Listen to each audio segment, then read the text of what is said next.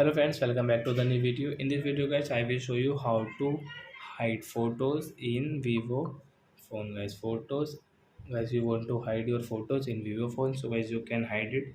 In this video guys, I will show you how to hide photos. So well, let's see how to hide photos.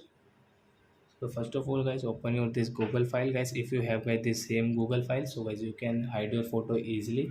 So I will show you. So I open this Google file and guys click on this save folder option guys, and guys choose a lock. So as you can choose guys pattern and pin. So as we will go with pattern, and guys we will set any pattern, example guys like that.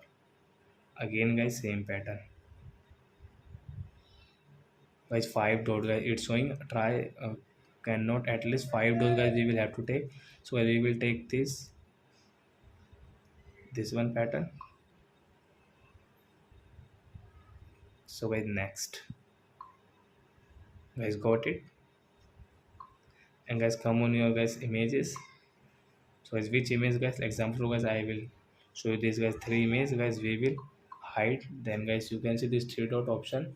So guys click here and guys move to save folder, click here guys, draw your pattern. So as you can see this photo will hide in your phone guys, and guys you can check your photo here.